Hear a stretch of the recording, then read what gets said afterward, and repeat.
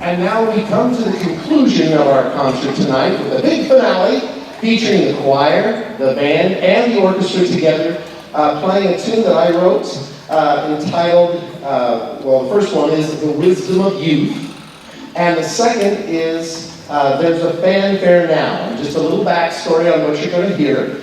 I decided that in my very first year of teaching here in Manhattan, I created a song called Bonjour. And it was out of respect that my mother-in-law is full-blooded French, and I just thought it'd be neat to have some family connection with my mother-in-law. So anyway, Bonjour. And that thematic material was used 32 years ago and is now and that was the first number that we ever played. And so this is the final number, and the melody that I used in that first composition is now used as the main thematic material for this composition. So that's kind of a fun it all comes around, yeah. Now, I do have to take just a moment and explain about this young person that you're going to hear, Alexis Coase, and she is going to be she's going to be narrating, so to speak, the piece. But what you don't necessarily know is that Alexis suffered a concussion a while back, and she couldn't play her tuba, and she loves playing tuba. And I said to her, well, you know what? We need some introductory material, we need some transitory material. Everything that you hear coming out of her mouth tonight, she wrote for this piece. So, big round of applause for her.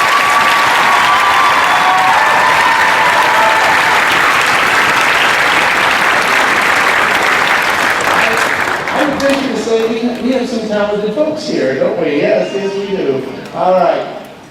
So we're going to get started now with The Wisdom of Youth, followed by There's a Fanfare Now.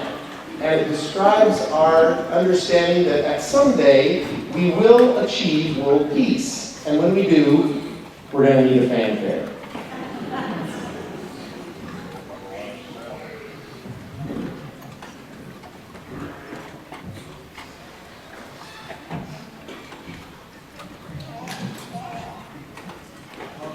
Are we ready?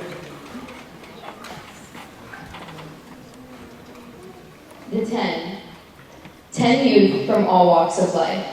They brought with them their culture, beliefs, perspective, humor, curiosity, experiences, and above all, brilliant minds. Though they had minimal time on Earth, their minds still held notions of how the world could be restored from centuries of malice.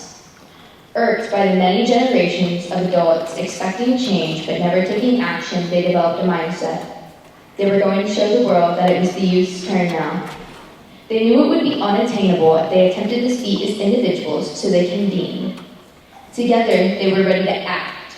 Once trust was established and ensured, they began to converse as to how we could achieve peace. World peace. Yes, their ideas of how we could overcome this seemingly insurmountable hate varied, but they shared a common trajectory. Many people would say they wanted peace, but these 10 knew we needed peace. They knew people's lives were being negatively affected simply for the color of their skin, for wanting to love, for simply being born. They knew people would have difficulty changing who they are, but they knew that people were not born filled with hate.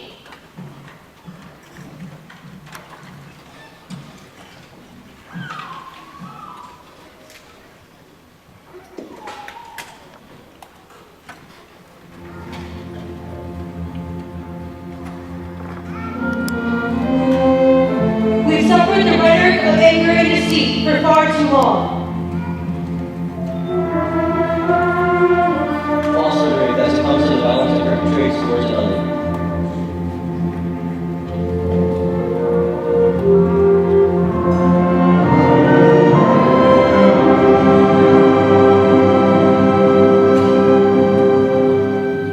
It is time for peace to prevail. To be hailed, to be sought in all situations of confrontation, which surely by the nature of humankind shall always arise.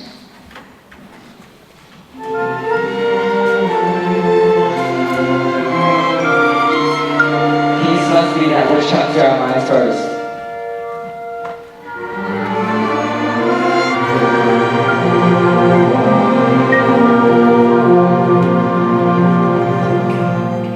That we might have peace as our goal, rather than contention, strife, or malice towards each other.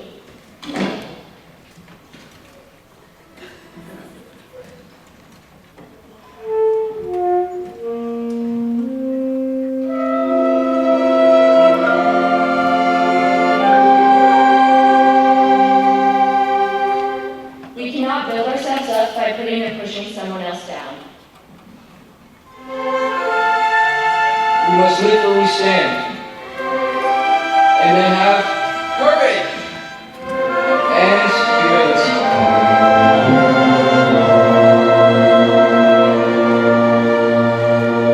To allow another to lift us up from where we stand.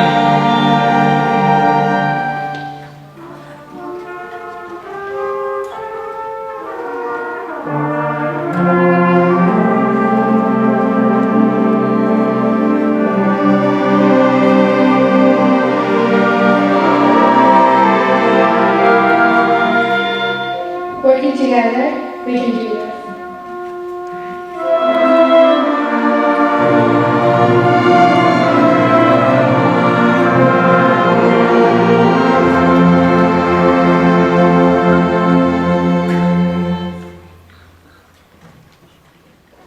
So the 10 went forth to accomplish something so ambitious it was deemed impossible by many.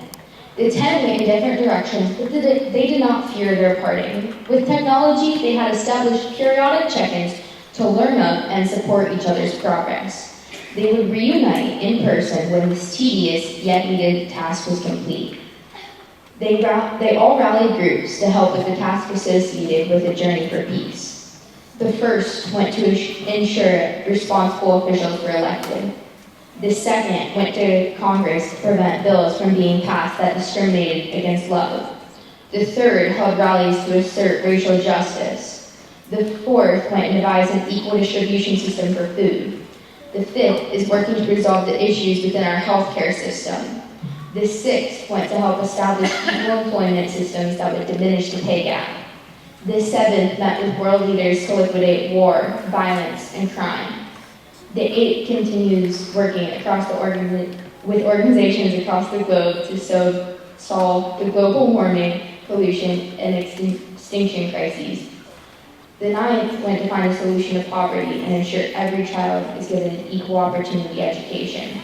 And the 10th went to aid international relations and curb terrorism. The overall solution, in theory, was simple.